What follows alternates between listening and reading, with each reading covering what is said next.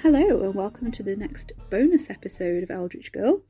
So this one is quite special. I'm going to be reading out a short story that I wrote for the F is for Fear anthology, which is published by Red Cape Publishing. So this is part of their A to Z of horror series. They've gone up to G or H now, I think. So H is for Hell is the most recent one at the time this is being recorded, and they're having like running submissions for the next few in the series, so check out their website if you think you've got something, and have a look at the next letters of the alphabet and see what they stand for. So F is for Fear, has 13 Tales of Terror. There's It Waits in the Shadows by David Green, Infested by Renee Miller, The Night Thieves by Ariel Dodson, Sharp by Damir Salkovich, Snakes Alive by Robert Burnett, The Cemetery Birds by Donna Cuttress, Let It Out by Mark Anthony Smith, Henry J. and the Beast by Lee Franklin, Fantasy by Kim M. Munsamy, Spindly by Max Carey, The Sound of Darkness by C.M. Rosens, The Tom Booker Sessions by P.J. Blakely Novice, and The Painted Nightmare by Brian Miller. So it's a really fun anthology. I really recommend it. The other titles in their series are all on their website as well. They do a number of anthologies. I want to get C is for Cannibals for obvious reasons. Yeah, and I really like it. It could do with a few more reviews, so if you do pick it up, just drop a little review for it if you can. That'd be really great. So the story that I wrote for it, The Sound of Darkness, is a Pagamon Sea set story. It's based in the New Estate, which is kind of where we visited in the previous bonus episode, so I thought that makes sense for me to read this story out next. It's kind of really personal for me as well, this one. So I made it, I kind of made the main character Turkish because I also, like the main character, kind of didn't get in touch with my Turkishness as a kid, and I was only kind of more aware of it as an adult, and like it's kind of about that. And about being like disinherited, I guess, from one side of your family and your heritage, and just growing up in the 90s, which I also did. So I kind of put that into it, and I guess the darkness is the darkness can be whatever you want it to be.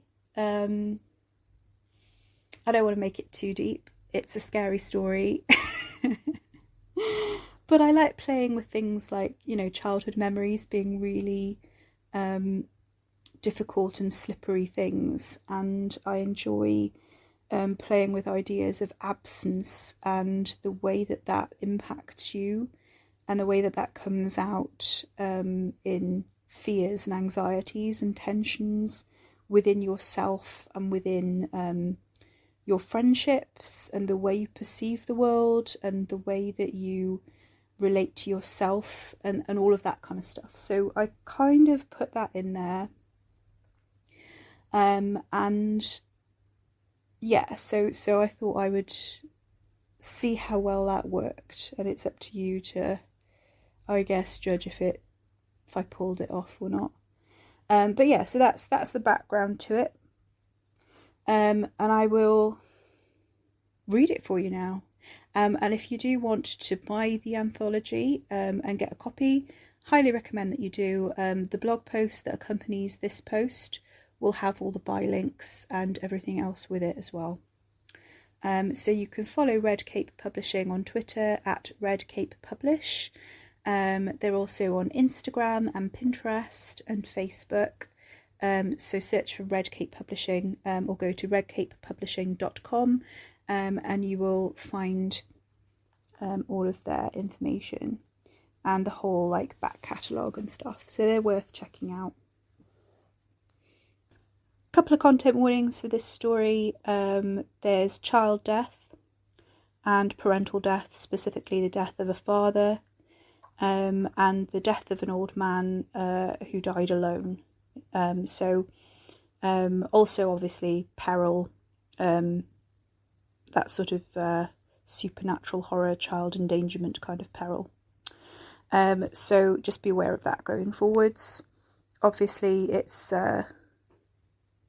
meant to be a horror story, so probably I don't know if it will scare you or not, but I guess listener discretion is advised. Yeah, and also with the anthology, I mean, be aware that the theme of the anthology is fears or common fears and phobias, so each story kind of picks one and plays with it. Mine was darkness, but some did arachnophobia or claustrophobia and stuff like that, so it's a whole book full of trigger warnings basically. So just be aware of that going forwards as well. But it's a cracking anthology, it's really fun. Just depends what you're scared of, I guess. So let's crack on, and I'll read you The Sound of Darkness. The Sound of Darkness. Murat Yildiz stood in the doorway to the living room, his living room in his own damn flat, the flat he had been renting for 2 years now, and could not go in. The bulb had blown the night before, and he'd forgotten to change it. There was nothing in there except his own furniture, his own things. A deeper rectangle of flatter, reflective black on the back wall was nothing sinister, no mirrored black hole leading to abyssal realms, just his mounted plasma TV screen that would cast its own light if only he could turn it on from the narrow hall. It reflected his own squared shoulders back at him, a vaguely outlined shadow man grown into his adolescent fat and heavier set frame, a stocky veteran of random scrawny aggressors on match days and Saturday nights. Here he was, stuck on the edge of his own living room laminate like a child. The bulk of the second-hand sofa was nothing more than that, hiding nothing behind it but cushions and a rug. He could make out the chairs and the glossy rags of old magazines Cheryl left scattered about the place. Murat clicked the switch out of habit, but it didn't do any good. Of course not. He strained his ears. There was nothing there, nothing to hear. He should close the door, forget about it, go into the bedroom instead, but he didn't like to think about the living room being a box of darkness so near to where he slept. Cheryl complained about sleeping with the lamp on, even though he turned the dimmer all the way down when she stayed over, but even with her beside him, he couldn't bring himself to turn it off. Murat still kept up his childhood habit and drifted off to sleep as he had always done, with his eyes glued to the straight line of light under the bedroom door until his eyelids grew too heavy. He swallowed, forcing himself to look away from the gloom and focus on the door handle. He should close up the darkness and walk away, leave it to the morning sun to lance through the blinds and beat the dark back into sulky corners. Murat made to shut the door, safe in the corridor of 60-watt illumination, but something stopped him. His faltering hand fell back to his side. He realized what it was. The room was not only dark, it was silent. Not the silence of a brightly lit room, or even the silence of a mood-lit one, but a different kind of silence altogether. It was a sound, or rather an absence, that he had never truly heard before. From the recesses of his memory came the half-forgotten face of 13-year-old Tommy Danage, wide-eyed and pale. "Have you ever listened to it?" A shiver ran up Murat's spine, exactly the same as back then, and for a moment he was nearly returned to that night. "Listen to what?" 13-year-old Murat had asked. And Tommy Danage, never rattled by anything, had looked as if he was about to wet himself. He'd leaned in, looking at the sunset as if the sky might betray them, and whispered, "The dark." Now in his 30s, Murat could still say, hand on heart, that he never had. The hum of electric formed the background note of Murat's early life. its buzz permeated his first memories. Light flooded those memories too, banks of soft nightlight glow holding back the shadows, the harder orange wedge beneath the partly open door. Light chased him down corridors, humming along wires, yellow, neon, halogen, glaring loudly. All his life it haunted him. There was something concrete about light, its shafts and slivers, sharp-edged and neat, always in hard, straight lines except when thwarted by shadow. Light flooded the paths, the car parks, the stairwells. Light chased his shadow, his proud companion in the playground, and paled it, reduced it, drove it back to cling around his feet. Murat was drawn to shadow the way some were drawn to venomous snakes. In the estate, shadows were forbidden fruit. Not the juicy kind, the kind that killed you. It was in the darkness. It was the darkness. It made shadows thicker, quieter.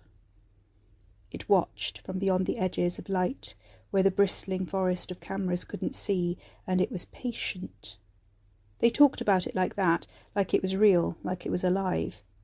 At first, young Murat thought they were talking about the dark itself. Some of the adults probably were, but not all. Some talked about it in ways that made no sense, as if there was something else, something in the dark as well as of it.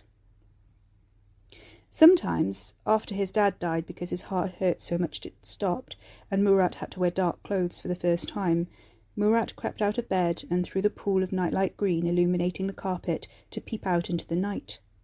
His mum said dying was like going to sleep for a really, really long time, but you also got to go and live in the stars and look down on the people you left behind. Murat's heart still hurt for his dad, but he was afraid that if it hurt too much it would stop too, so after the funeral he took the black jacket and matching trousers out of his cupboard and stuffed them deep into the kitchen bin in case dark colours attracted the darkness to come and take you away to the stars. The night sky was hardly ever clear enough to see the moon, let alone the constellations. Tangerine-bellied clouds blocked them out, obscuring the twinkling eyes of the dead. Light pollution, said Auntie Connie, who wore tiny polar bear earrings and smelled like flowers. It's not natural. Little Murat tiptoed to his window one night when he couldn't sleep, and wondered who else was looking down on him, how many bright eyes were up there peppering the sky. He was glad they couldn't see him. A dusky blanket of burnt marmalade reflected the streetlight fug back down into the concrete and glass. The square below Peregrine House was fully lit, ringed around with CCTV. Teenagers on bikes with rainbow lights in the spokes did tricks and gathered in the centre, in full view of the buildings, reflective gear shining. They joked and laughed, music playing, but they stayed in the well-lit spaces. Murat wanted to join them, but he was too small. They seemed small, too, as small as him, smaller, matchstick figures, toys of whirring colours. The hum of energy buzzed in the air. When Murat was 7.5, Casey Richards went into the dark and never came out again. Adult Murat couldn't remember Casey Richards. Whenever he pictured Casey, he could only imagine a mirror of himself at that age, the face obscured as if by a sunbeam glancing off a window. He recalled the arrival of new lights, red and blue, blinking in the frosty morning, and no one saying exactly what had happened, but everyone muttering and passing things along over his head. The flats becoming an echo chamber for the glum murmur of rumour. Casey's name became a fable, a playground mystery, only half remembered. Someone said Casey had chased after a ball and no one could find him.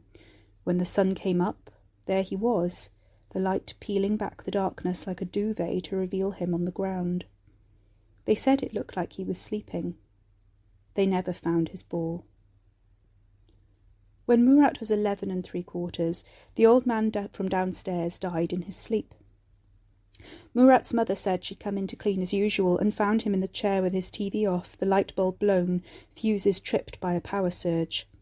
The flats were old, and so was the wiring. Murat heard his mother on the phone to her sister, relaying the moment she found him, and the shock, the terrible shock, repeated over and over. But it was the little phrase, "He died in the dark, Connie. He died in the dark, all on his own," that stuck in Murat's mind. He hovered in the hall between his bedroom and the kitchen as his mum poured out her story, thinking about Casey and the missing ball and the dark shadows of the estate, the teenagers who never strayed into the shadows.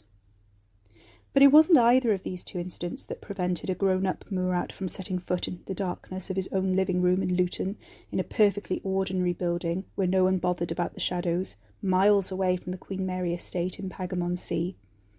Not on their own, at any rate. Murat figured the blame lay with Tommy Danage and That Summer's Night in 1998. 1998. The year of Saving Private Ryan, My Heart Will Go On, and I did not have sexual relations with that woman. By the end of July, France had won the World Cup, and David Beckham was not yet forgiven for being red-carded in England's match against Argentina, leaving Murat devastated and temporarily idleless. No one could fill that gap like Beckham. As if this wasn't bad enough, he was grappling with his changing body, his dad's fading memory, and trying to get on with Mick. Mick, his mum's whirlwind romance of 2 years ago, who had moved in out of nowhere, hated everything he termed superstitious crap. Mick seemed to lump everything into this category, from Kumail's brother's kufi to Murat's mum's habit of leaving the lights on. He was the genial type for whom everything was some kind of joke, except when he turned that casual eye-twinkling banter on you were the only one not laughing. Murat liked Mick mostly, or tried to for his mum, but he had learned fast. He'd stopped asking about the dark corners and put a brave face on walking along the well-lit streets after dark. Mick only called him Matt, or Matty, or Matty boy. He'd been to Istanbul once, and all he said when Murat asked him what it was like there, where he still had a few uncles, was that all the taxi drivers were thieves. His mum never mentioned his dad any more, and Mick wanted him to change his surname if he and Murat's mum got married. It was like his dad had never existed. Worse, Murat was getting used to not thinking about him. He went by Matt in school now, something the others had started calling him. It sat uncomfortably with the gap in his life where his dad's family ought to have been, his disconnect from them leaving nothing but his name behind. It was also the year he could finally boast of being best friends with Tommy Danage, who overshadowed everything and everyone around him by sheer force of personality. Tommy was the first to get tram lines shaved into his head as soon as school finished for the summer, and he always wore branded everything. Knockoffs from the market, but they looked the part. Tommy lived in a world where all possibilities were true at once. Aliens, conspiracies, secret societies, every religion known to man, and a few Murat was sure Tommy had just made up, Yetis, the Sasquatch, and the Loch Ness Monster. At 13, Tommy had oceans of belief, in the world, in people, in the future, in himself. Later life would suck all that out of him, and Murat had since lost touch with both the memories of the boy Tommy Danage had been and the sour, embittered man he turned into. Murat wondered what Tommy saw in him. He hung around Tommy hoping that something would rub off, some spark of originality, a sliver of that magnetism, but didn't know if it was working. Somehow, in all that time, the question of the darkness had never come up. They hung out in the daylight, or in each other's homes, so the lights were always on. Then, one evening in the summer holidays, the darkness came for them. "Come over," Tommy said, as he and Murat walked home from town late that evening. "Gemma's boyfriend rented the sickest film and left it at our house. It doesn't go back until Tuesday. It's an 18. Murat nodded. He wasn't allowed to watch anything rated above a 12. "Cool. We'll be back before dark," Tommy said, eyeing the sunset. Murat shrugged, kicking a can into the road. "Don't matter," he said, sticking his chest out. He didn't want Tommy to think he was scared. Murat hadn't said much about the dark to Tommy, but he assumed Tommy was too cool to be afraid. He pushed his gelled lick of hair out of his eye in an attempt at nonchalance. "There's nothing to be scared of. All that crap's for kids." Tommy gave him a look that Murat would remember for years afterwards. His broad forehead creased up, big russet-brown eyes wide, small thin lips pursed. He stared at Murat as if their friendship was all a big mistake. "Not!"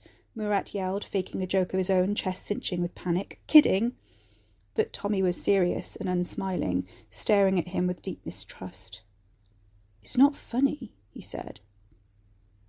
Murat shook his head, surprise kicking him into silence. Could it be? Tommy Danage, afraid of the dark?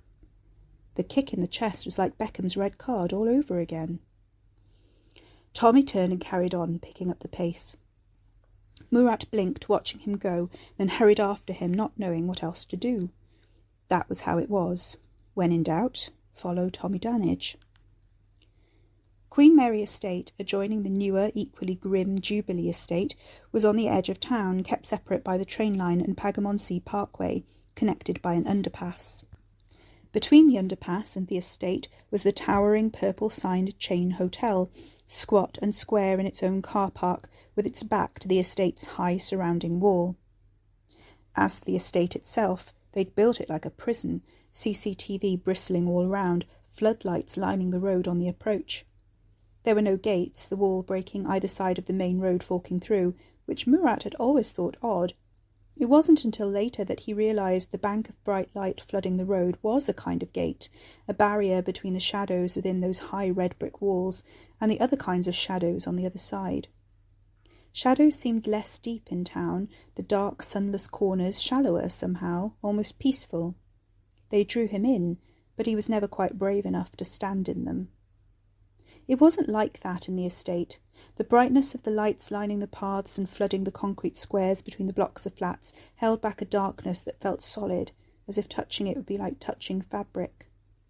Casey had run into the dark corner between Glassman House and Jubilee Tower, and the kids with him said they'd heard a thud, a smack, then silence.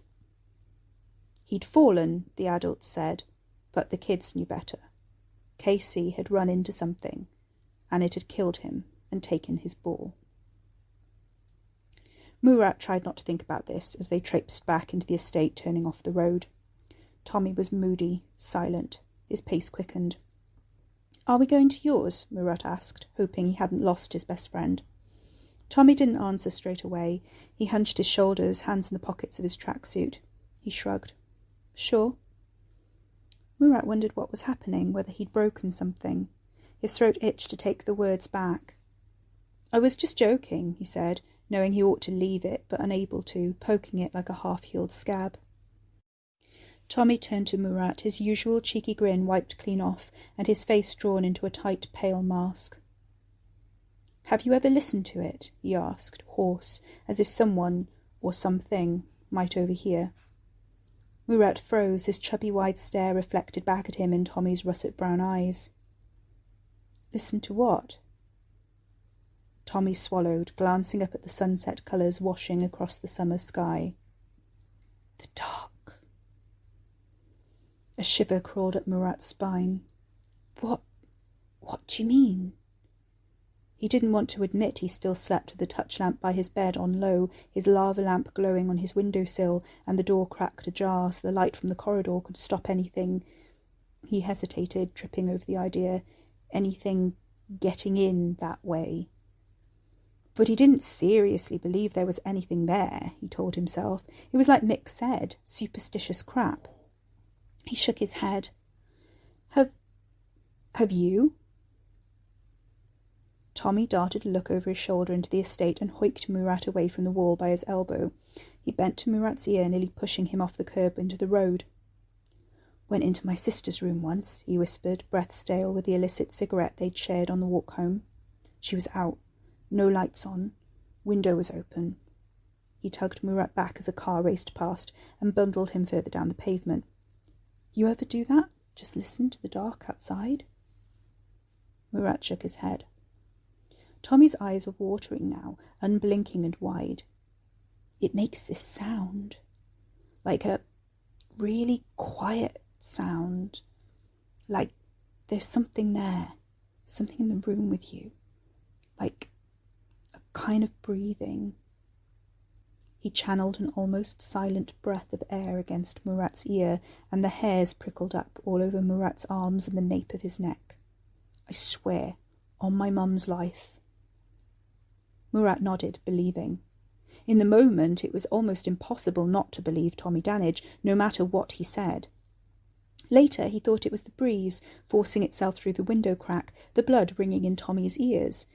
And yet, no matter what he told himself Tommy heard or thought he heard, Murat never switched off the light to listen for himself. They entered the estate together, Murat's pulse quickened by the thrill of Tommy's tale and their reforged camaraderie, heading for Peregrine House. The streetlights were already on, although the sun wasn't fully set, and Murat couldn't recall anything being amiss as they passed the row of shops bookended by the Chinese takeaway and the Blockbuster. The estate was a mishmash of post-war flats, rows of garages and parallel streets of council houses. Jubilee Estate adjoined it, more blocks of flats, council houses and amenities, and as bristling with lights and CCTV as its older neighbour. Both were contained by the high wall, which was the subject of frequent residential complaints by newcomers. After a few weeks, they stopped complaining. Not even Mick complained any more. That bothered Murat.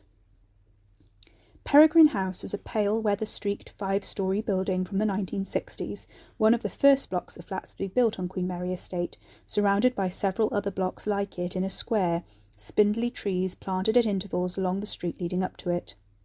Murat didn't like the trees. They were always sick and half dead, and now the leaves were an unhealthy, bitter yellow on the edges. They came to the front entrance, brightly lit inside and out, cameras blinking at them as they jostled through the main door. The lift was dodgy and usually reeked of ammonia and Mr. Carmichael, so they opted for the stairs. Halfway up to the second floor, they bumped into Kumail, Addy and Emmanuel trading Pokemon cards. Emmanuel was sitting on the top step with his back to the stairwell, long black legs outstretched, knees grazed, in his knockoff Arsenal shirt and football shorts. Kumail was below, thick glasses slipping down his broad nose, his card album on his knees. Addy, gelled, dirty blonde curtains quivering in symmetrical speech marks either side of his forehead, was dribbling his football in the stairwell behind them and bouncing it from foot to foot, arguing with Kumail about what his Venomoth was worth. Murat wished he was as good as football as Addy and Emmanuel. He couldn't kick a ball even halfway straight and was last to be picked for everything. At 13 he'd never heard of dyspraxia, and neither had anyone else. Even if they had, Murat reasoned bitterly later on, it would have just been another synonym in their games teacher's vocabulary for bloody useless. He didn't know much about Pokemon either, not as much as they all did, so he hung back out of habit as Tommy went first. They greeted Tommy with their usual enthusiasm, but Murat hovered on the bottom step, hands in his pockets, until Emmanuel waved him up. "Oi, Matt, beat my high score." He handed Murat his phone, small black squares blinking on the tiny screen. Murat plonked himself awkwardly on the step below, conscious of taking up far more space on the stairs than his athletic classmate. He knew he couldn't beat Emmanuel at anything. Inevitably, his snake ate itself, and the game ended 30 points off Emmanuel's top score. He handed it back, and Emmanuel grinned. "I'll beat it this time, you ready?" Murat nodded, settling on the steps as the debates and card-swapping continued around them. That distracted them for some time, until the sun died and the shadows crept over the concrete, crawling up the stairs.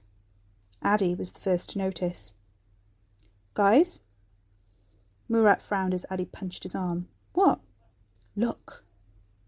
They hadn't noticed the sun going down and the lights coming on as they usually did, except that this evening one of the lights was out. The shadows thickened on the stairs below them, gathering, creeping. To Murat, focused on the phone game, they seemed to stretch out like the pixel snake, progressing at right angles over the hard lines of the stairs to gobble up the next target. Emmanuel leapt up, Kumail scrambling backwards. Murat pushed Emmanuel's phone at him and tugged Tommy's sleeve. The light above them flickered. This got Emmanuel's attention. He knocked Kumail's arm with the back of his hand. Kumail's eyebrows shot up. "What?"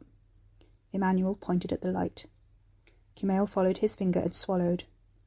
"That isn't good," Emmanuel said, voice tight. Murat shifted, catching the collective unease. "We got to go, yeah?" Kumail tucked his cards away and backed off into the brighter pool of light, album under one arm, as Tommy's arguments faded. Addy bounced his football into his hands and stood frozen, clutching it to his chest. Emmanuel's Adam's apple bobbed hard. Murat backed up. The light went out. Tommy grabbed Murat's t-shirt and yanked him. Emmanuel bounded past and raced Addy for the next set of stairs, and they scattered in the stairwell. Addy and Emmanuel tore off to their neighbouring flats, Kumail ploughing through the nearest fire door to his flat on that level. Tommy and Murat got into the lift, and Tommy jabbed the button with his elbow. Murat made to run up the next flight after Emmanuel and Addy, but Tommy held him back.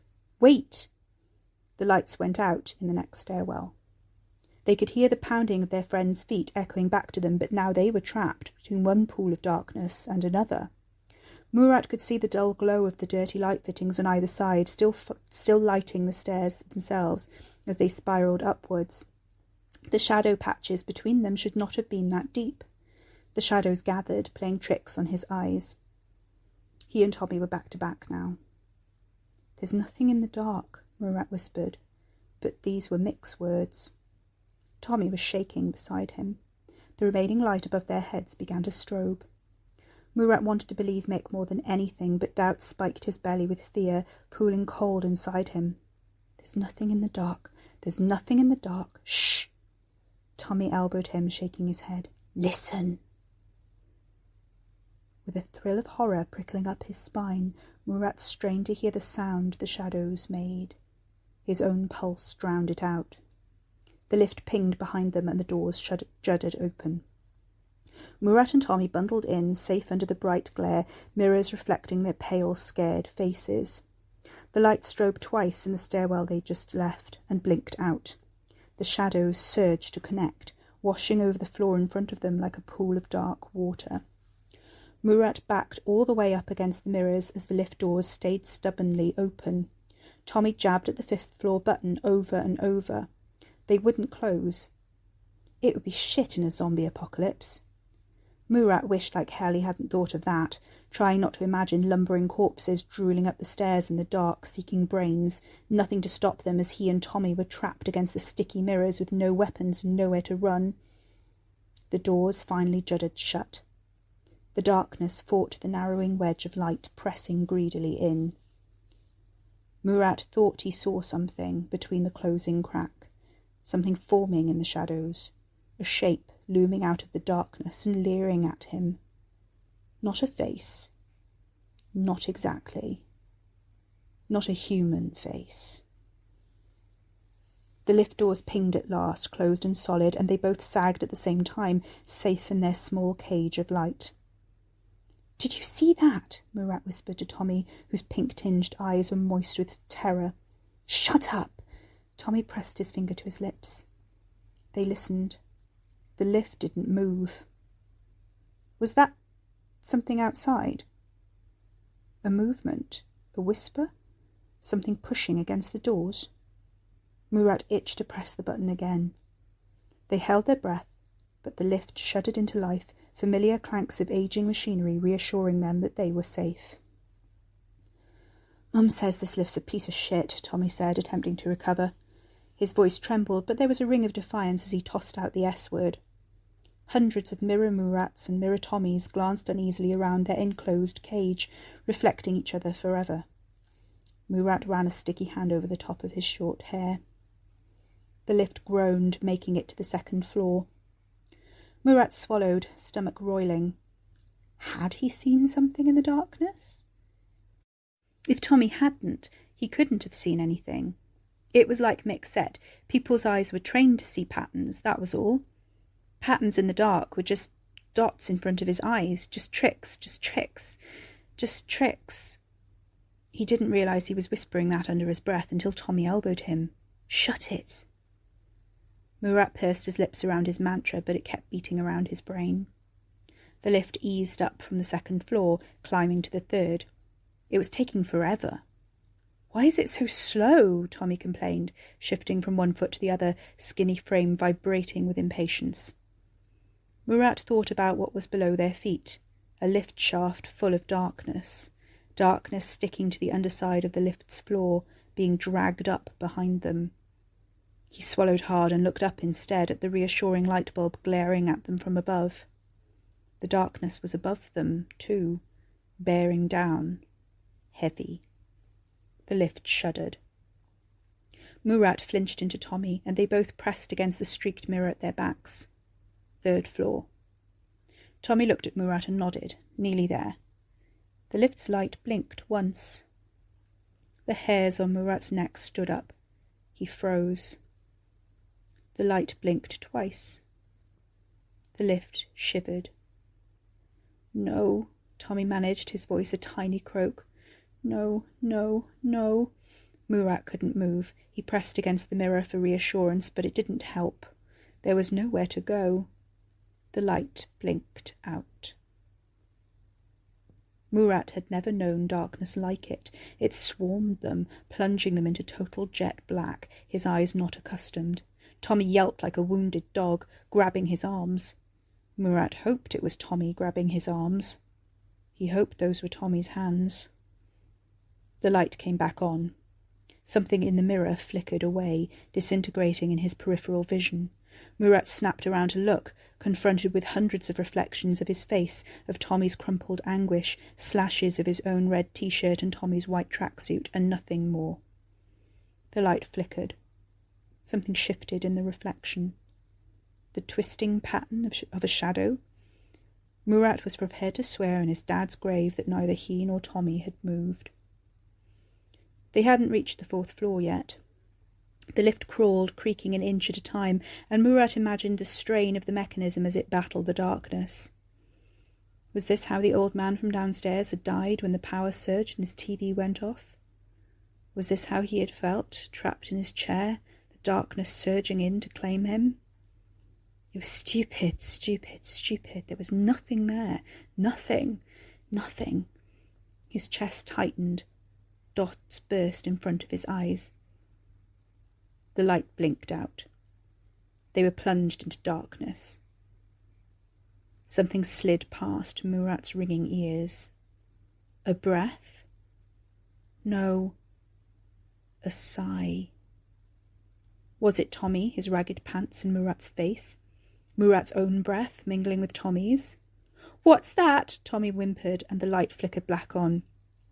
"I didn't see anything," Murat hissed, half-strangled. "I didn't see." Tommy was crying, staring into the top corner of the lift. "Who's there?" Murat couldn't look. He squinted at the mirrors, trying not to see what was reflected there, focusing on the brand logo on Tommy's back, the empty space around them. 4th floor. "It's just us," he promised, praying he was right. "It's just us." Tommy shook his head. The light went out. The floor shook. Tommy let go of Murat's arms.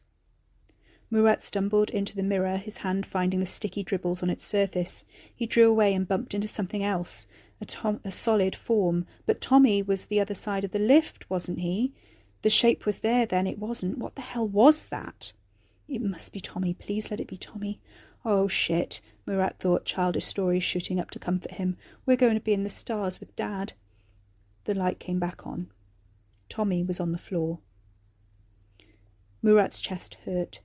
He took a gulp of air, forcing his legs to cooperate, and shakily lowered himself into a squat. "Tommy?" The light flickered. "Tommy?" Stars burst in his vision. He forced himself to take a deeper breath, his own hammering pulse ringing in his ears. Tears blurred the white, limp form, and Murat was too scared to touch him in case he was cold, in case he was sleeping, in case he was in the stars. He swallowed hard and forced himself to touch his best friend. He wasn't sure what to expect. Tommy's shoulder was solid, bony under the light jacket. Murat thought you could tell if a person was dead by the way they felt, but Tommy felt the same. Was that right? That didn't seem right. You were supposed to lose something, weren't you, when you died? He had imagined the body being hollow almost after death, lighter, not weighted with resistance. He tried to pull Tommy onto his back, not thinking about things like first aid or if he swallowed his tongue. He would cringe later, looking back, but Tommy's eyes were open and he was still crying and not dead at all. Tommy whimpered. He looked up at Murat with wide eyes, moist with fear. His small, thin lips struggled to form his question, and when he spoke, a shiver ran through Murat, turning his bladder to water. "Did you hear it?" Murat shook his head, fear clenching his stomach in a leaden fist, shaking all over, tears rolling down his cheeks. "Hear what?" Tommy whined but didn't reply. The doors opened. Murat grabbed his friend and hoisted him as hard as he could, Tommy finding his feet and whimpering, urine stains soaking through the front of his trousers and dripping miserably down his leg. The lights lined the corridor leading to Tommy's flat. They stumbled out of the lift as the doors juddered shut behind them. The corridor lights were misbehaving, dimming with an angry hum. That was all Murat could hear, the hum of electric as it fought against the dark. "Did you hear it?" Tommy whispered, whole body shaking. "Shut it," Murat returned, nerves taut as a guitar string. Now in the corridor there was nothing to hear but the comforting sound of the lights. They made it halfway along Tommy's flat, the one on the far end, before the lift pinged open again behind them. He heard the doors slide open.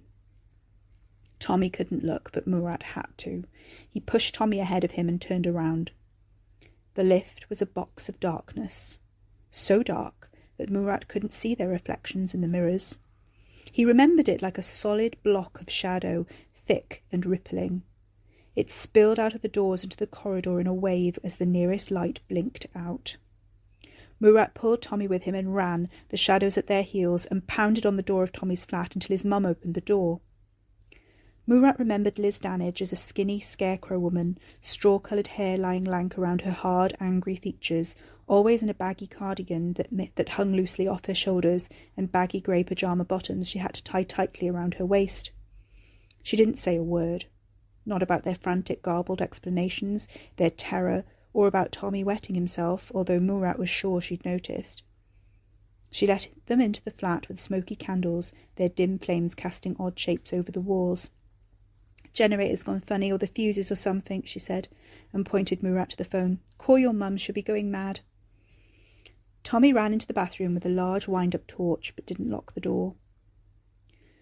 Murat sat in candlelight, and Liz Danage gave them a plate of beans on toast, and the shadows twisted around them in the strange warmth of the flames, and the darkness stalked through Peregrine House until he wasn't sure what was real and what he had imagined.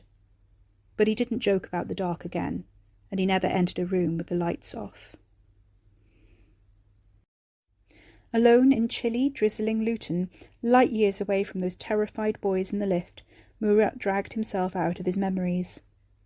He was a grown man. This was his flat. There was nothing in here to frighten him. His hand shook as he lowered it from the switch, staring into the depths of his darkened living room. There was nothing to be afraid of. There was nothing there, he reasoned, nothing at all, and yet it was as if the room was full for the first time, full of something he couldn't see. There were shapes within, rounded, bulky, shifting as he squinted, only to settle in the form of his own well-worn furniture. But around them the shadows gathered, dim and nebulous and pregnant with something denied him. All darkness was the same, surely. And yet. It was not like the darkness of the estate he'd left behind, not like the swallowing corners and stealthy flight of what lurked there, if anything ever had. He was too old for all that, he told himself, too old for that now. Yet this was different somehow, safer, emptier, in a way he couldn't name. He'd turned and faced the darkness that night, he reminded himself. Maybe this was the night he would step towards it. For the first time in his life, legs quivering, Murat took a step into a room without the light on. He nearly bottled it, darting back as something swam by his peripheral vision, but there was nothing there, nothing to get him. A small moth, disturbed by the light in the hall, fluttered out and flung itself upwards at the light. Murat watched it battering itself against the hot bulb, scorching its own wings, enthralled to the light's blazing tyranny. He closed his eyes and stilled his rapid breaths to quieten his racing heart. For a moment he thought he was going to be sick, his face prickled hot and cold, his stomach roiled with tension. Then he stepped back into the dark. He balled up his fists in case something grabbed his arms or bumped into his back. Seconds passed. Nothing happened. Little by little, Murat forced his bunched muscles to relax. He forced himself to breathe in a gentle rhythm and let the pressing shadows envelop him. They were only shadows, after all, intangible, insubstantial, but engorged with some quality of their own, and a sound he had never heard before. Murat closed his eyes and, for the first time in his life, listened to the sound of the darkness.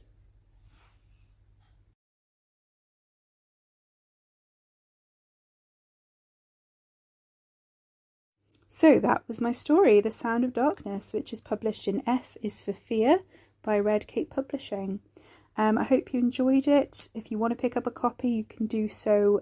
All the links are in my blog post at cmrosens.com, or just go to redcapepublishing.com and you can find it there as well. Hope you enjoyed it. I will see you again on Thursday for the next episode of The Crows, and see you soon for more bonus episodes. Bye. Thank you for listening.